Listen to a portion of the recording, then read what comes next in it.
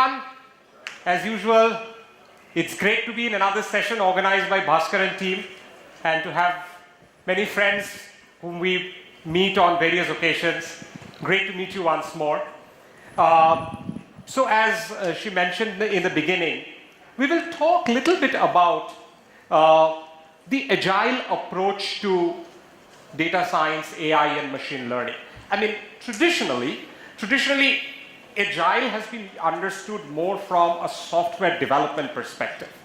We will talk about, philosophically the same thing in the machine learning world and what is required to enable such an agile approach in data science and machine learning. So going to our first slide, this is a typical iceberg, and that signifies many things in our lives, possibly in this case as well. Now, if you look at the journey of converting data to a model, implementing the models, and finally getting a business impact out of it, as a business leader, the CXO is only concerned with the tip of it.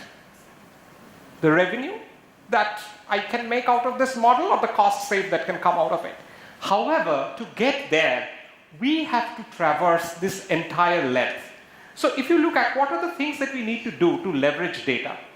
So as common knowledge, I'm almost preaching to the choir here. The first and foremost problem that we need to solve is, in every organization, data is extremely disaggregated. That's the truth across pretty much all organizations. So the first problem that we need to solve is get the data or aggregate the data across various systems. And then we have to find relationships. For example, you have customer data sitting in one place, your product data sitting in one place, your customer transaction data sitting in another place, and you have to find relationships between them. And traditionally, we create data marts for this purpose. And finding these relationships involve understanding the business logic between them, and that takes time. Then we have to create dashboards, drill downs, and then build models, and then implement those models. And only after the implementation do we see business results. So what happens is, typically, if you can go to the next slide. This cycle is long, and this is the result of that cycle. That leads into frustration, that leads into a situation where CXOs say that it has been 6 months, I'm not seeing any results. So what's the answer to that? So the answer to that is, how can we do this in a much more agile way? The other interesting point, when you have to transform data into dollars, when you have to undergo this journey, to do this journey, you need various tools. It's almost like a Swiss knife. You need a set of tools and utilities to combine data. You need a set of utilities to extract data. You need a set of utilities to build dashboards. You need a set of utilities to build models, and some more utilities to implement those models. And again, because of this number of tools that have to be used, that results in two things: lower ROI and higher time to implement. What if we could have all of this in a single place? That is really could be a great catalyst in the agile journey. If you were to make the agile journey, possibly we need to assemble all this either very seamlessly together or have one platform or one tool that gives us all of this. Let's go to the next slide. This is the other interesting point. Whenever we talk about the data journey, skills are important. And we say we need data engineers who know how to wrangle data, how to create ETLs to get the data together, skills with big data, etc. We need data scientists who can build models, etc. What if we could have what we call citizen data scientists? For example, a business analyst within the sales organization, or a business analyst within the supply chain organization, doing this all by herself or himself. There are obviously a number of tools and platforms which are aiming towards that. And that's a pretty important aspect of this to empower what we call our citizen data scientists. If we go to the next slide. So this is what the Agile data journey looks at. So if you look at these sort of arrows at the top, what I have tried to depict there is the more traditional journey for converting data to dollars. Essentially, you have to connect to all data sources, extract, transform and load into a storage, create data marts or data warehouses out of it, use that data to build models and dashboards, and finally implement them. And this is easily a 9 to 12 months cycle. And you see results at the end of the day, at the end of the cycle.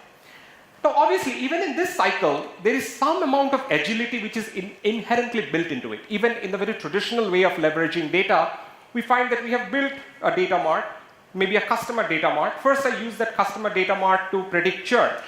And then I use the same customer data mart to maybe predict cross-sell.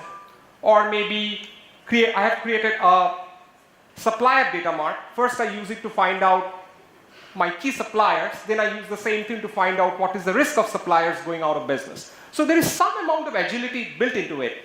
But still, it's a more or less linear process. Instead of that, what we have tried to create a process where instead of getting all the data together, finding out all the relationships, can we have an agile process where we start with pre-built connectors, pipes to every source system. And then from each source system, I bring in data which are only relevant for a given use case. So after I build the pipes, I don't do anything with data.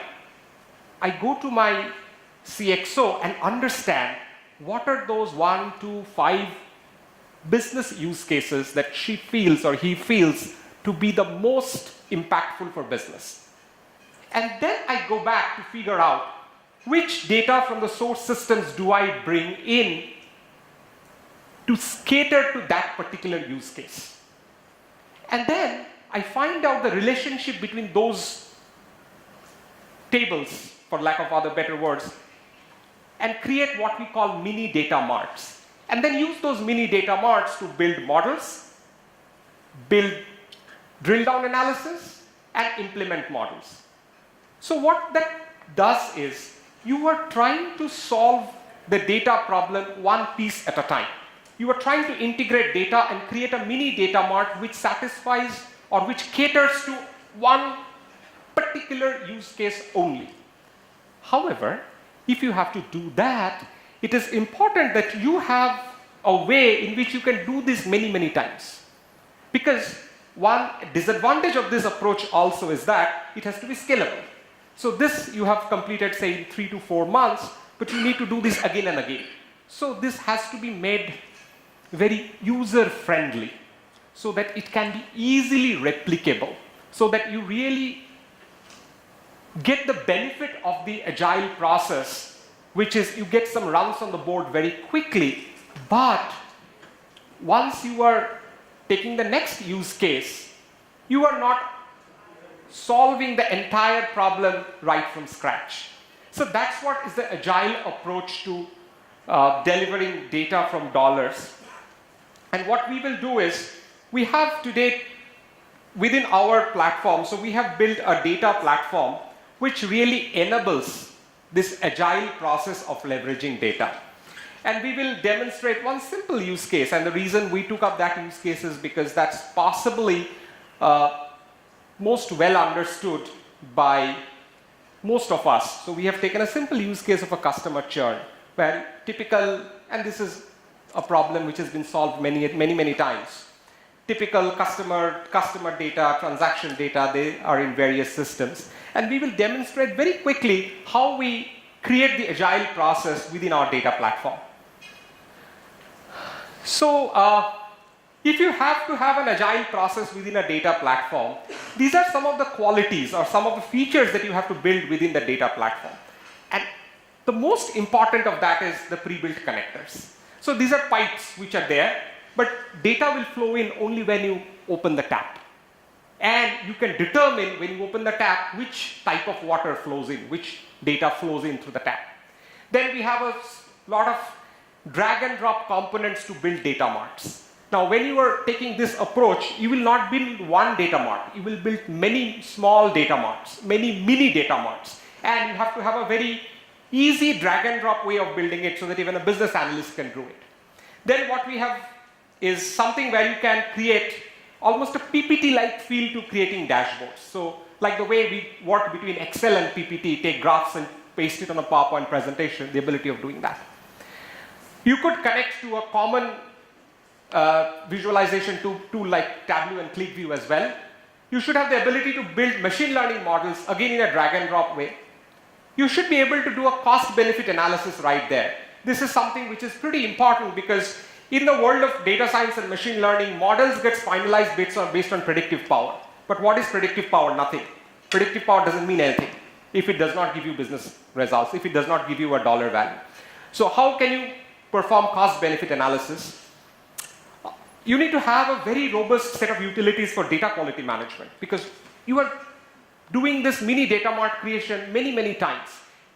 In the traditional approach, you do data quality analysis once and then it flows into the warehouse. Here you have to do data quality analysis many, many times. And then you need to have the ability of implementing these models or human-driven judgment rules from a given platform itself so that you don't have to go to IT to code it again into another system because that again is a time-consuming aspect. Okay, let's go to the next slide. So I have almost spoke about the approach, which is you take various data sources. There are a lot of components to create this mini data marts. And from this mini data marts, let's go to the next one. What you can do is there are utilities for data quality analysis, data visualization, building models, evaluating models, and implementing models in real time. So what we will do quickly is we will go to a small demo of how you do it, how you really look at the Agile approach. Sorry, as usual, it's not working.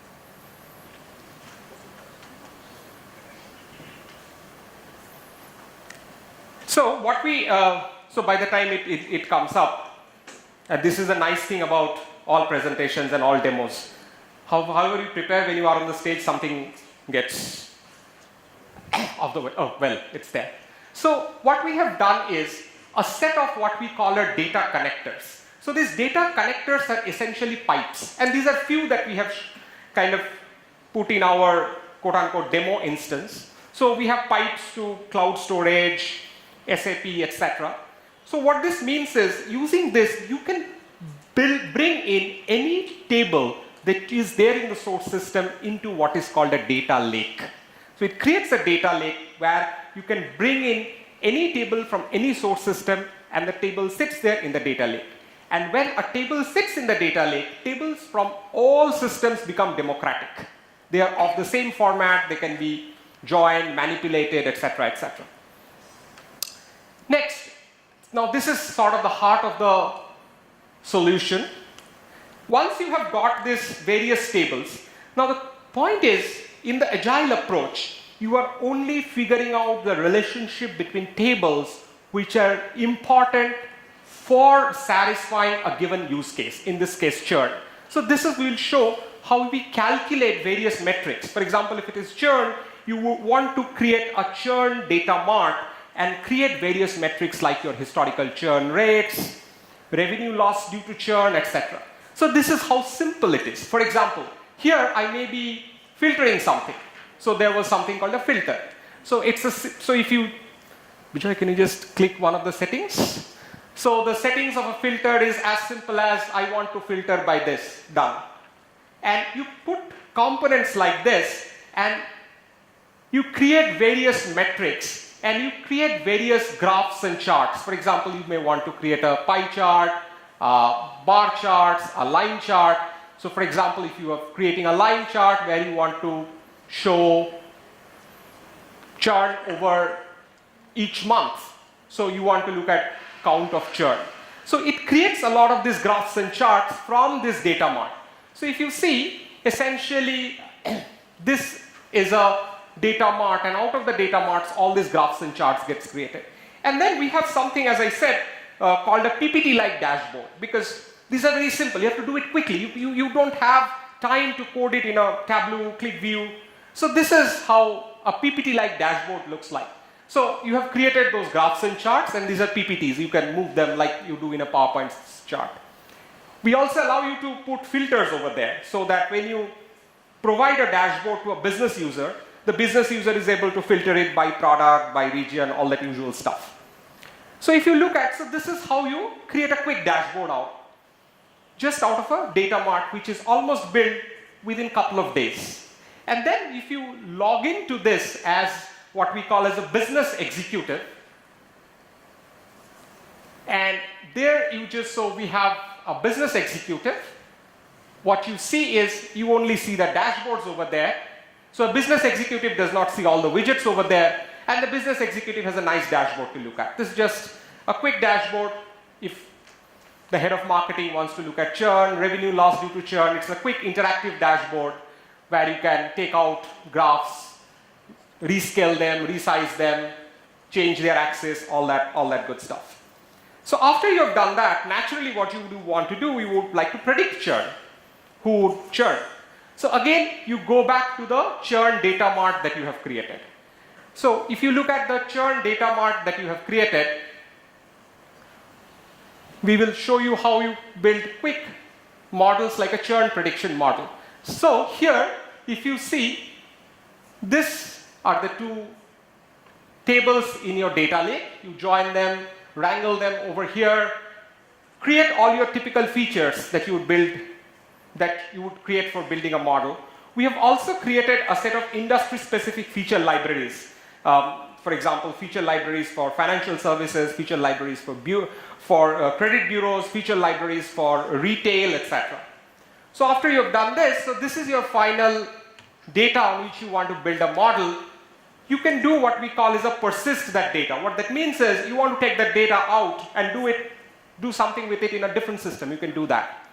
Or you want to build, say, a quick model. You can build a neural network model or XGBoost something. So here we allow you to put all the hyperparameters over here. There is an auto hyperparameter tuning as well. So then after you build this model, you want to look at what are the results of my model. So this is the result of an XGBoost model. So usually, and this is what is, as all of us know, a few lines of code. Model building is 3 lines of code, which can be Googled by anyone. Period. It's in whatever R or Python, 3 lines of code can be Googled in less than 3 minutes. That's truth about all machine learning models today. But the point about a model is how you evaluate a model. A model is not how you build it, it's about how you evaluate it. Now what we do is, we look at how the model metrics for test and train, the usual stuff, the RMSE, KS, Gini, etc. And we do it both for continuous prediction and for classification, the ROC and the KS. Then we look at variable importance, the widescreen. So if you look at the variable importance, then we look at what is called actual versus predicted. This is a little bit of a quick and dirty model. The actual and predicted are not too close. You look at the rank ordering reports, test versus train.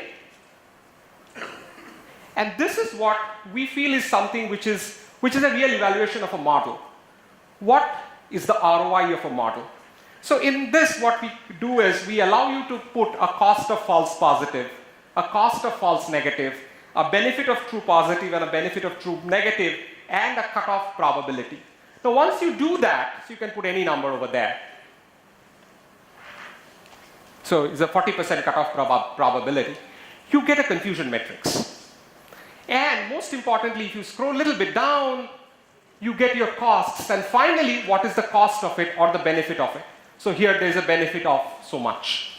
Now this is extremely important because you may have a model with a 65 Gini, but what does that mean? That doesn't mean anything, actually. So we allow you to do that. The next, what we allow to do is implementation of these models. Now good, you have built a model. You are able to predict churn. Now you want to implement it. Now the good thing about implementing the model is you have, in this workflow, we allow you to use this model Sometimes, and this is a question that I always get from my friends who have been data scientists working on black screen for ages, is this is all good. I want to take this data that I have wrangled, I want to take the data mart out and give me my Python. Give me my Python. I still want to build my model in Python because that's what I love. So good. So one can take this data mart out, build a model in Python, and you can upload a model here. You can say that I have built a model in Python. A model finally is a pickle file or a PMML file. You upload the model here, or you can use this model which you have built in this platform. So once you have used the model, now you want to put a filter. For example, you want to only target people with a high churn rate. So you can put a filter saying that the probability is greater than something. I want to target them and possibly send them a communication. The last and the most important and interesting thing that we have tried to do is, now, yes, I have now figured out these are the people with a more than 60% probability of churn. But I want to send them a SMS saying that in your next transaction, you get 100 rupees off.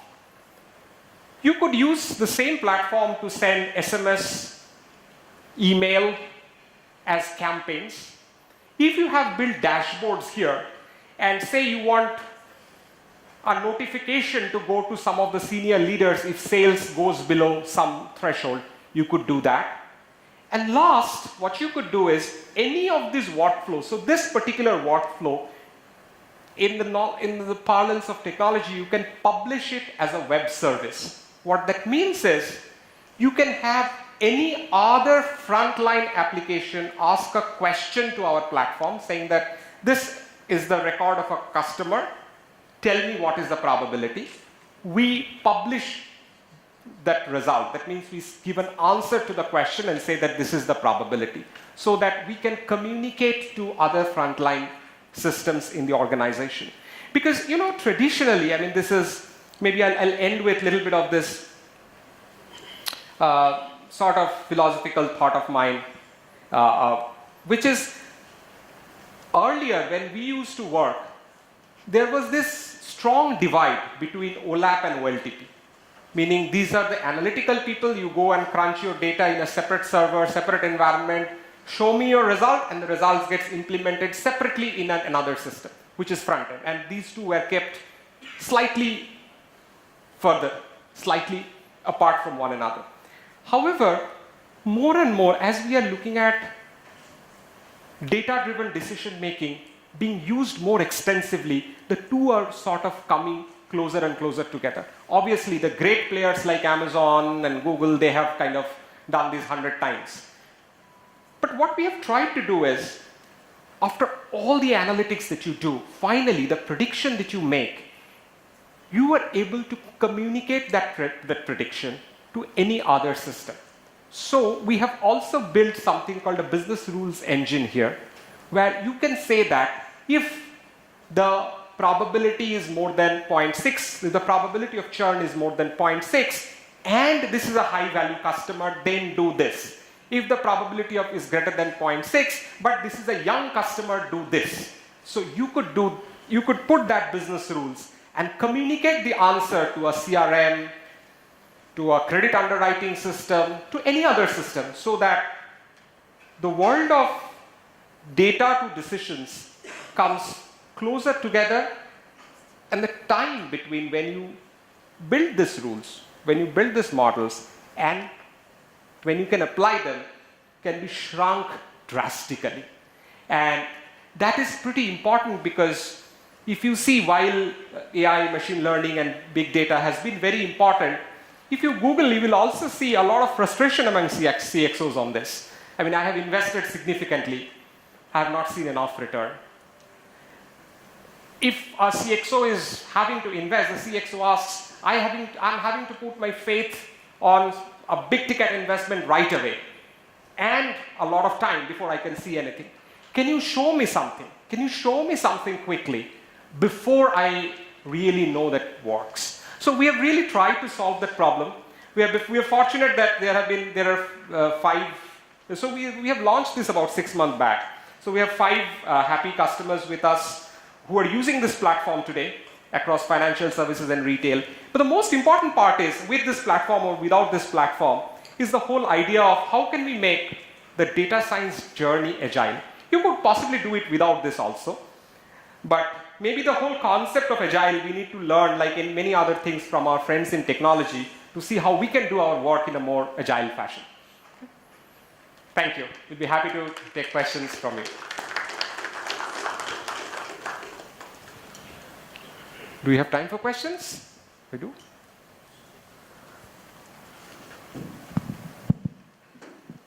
Hi, this is Simran. I had a couple of quick questions. One, in terms of the platform, its analytical and data processing prowess, I'd like to understand more. Because I think typically in my experience, where we tend to get stuck with big data, and as financial organizations, is that we're sold a solution, but that's not really a solution when it comes to processing capability. Right. So that's a very, very big Achilles heel for me, personally. And the second is its ability to integrate with external APIs and being agile to that extent. Right. And thirdly, I'd like to understand the technology platform that you're using. Perfect. Thank you so much for your question. Obviously, I'll try to answer it in brief right now, but we are around, we have a small booth, and I would request, we have an instance of the platform. If any of you like to play around with it, most welcome, that will be great. So I'll try to answer your questions in very brief. So first of all, the processing is a function of the data size and the processing need. It's not only the data that you're storing, but the data size that you're processing. So therefore, we have created 2 flavors of this platform. One runs on Hadoop, one runs on RDBMS. And we seamlessly switch between the 2 based on the need. Now, sometimes your need may be Hadoop.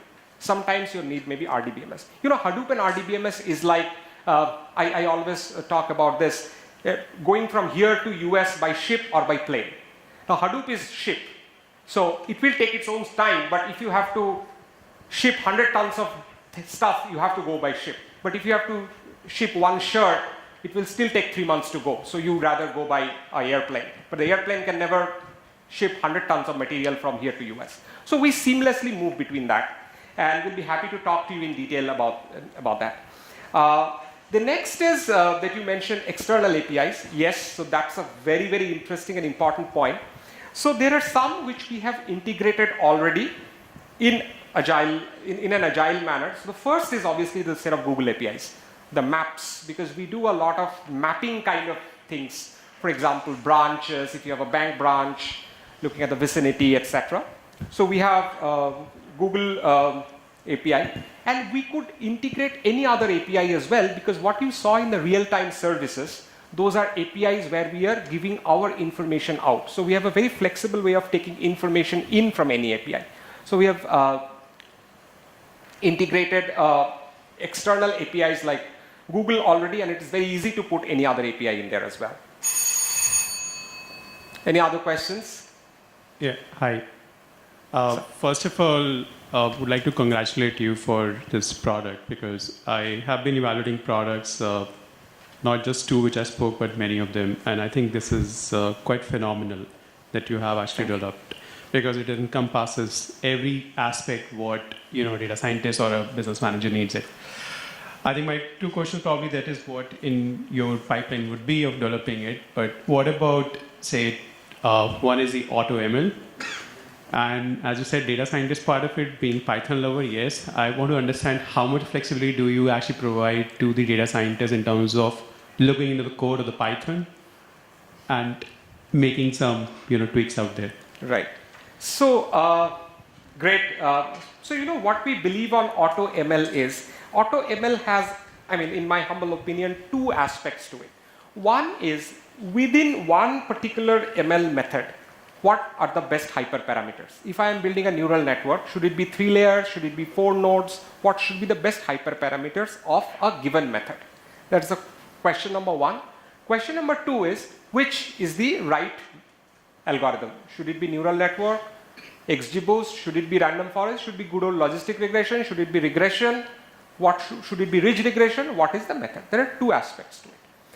On the first aspect, we plan to put what we look at it is a auto hyperparameter tuning. that given this data, what are the best set of hyperparameter that comes in order.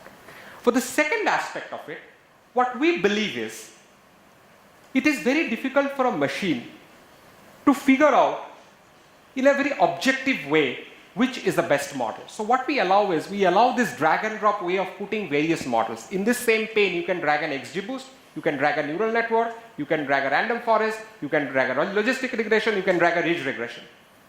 And we allow this extensive set of model outputs. We believe that the better thing is for the human being to look at these outputs and determine which is the best method. I mean, this is our belief, because I can easily have a machine figure out which is giving me the best AUC. But in this case, given your false positive cost of false positive and cost of false negative, you may be looking at something very different. A model with a lower AUC may be better because it has lower false positive for you. So we allow a human or an augmented decision making there to figure out what is the right algorithm. There's a second, and sorry, you'll just take one more minute. On the third, exposing the code, I mean, it's very challenging for any product to expose its code, and that's a little bit suicidal. And that also exposes it to kind of manhandling. The product can go really bad. What we really allow is, after you create this data mart, you can take it out into any database. We can put it in any database. You can take it as a CSV file, you can take it as a text file, you can take it in any format that you like. Once you take it, you go to your good old Python, if you really want to use that, build your models, and then upload your model back here. Because it's a little dangerous to expose internals of a product. Thank you.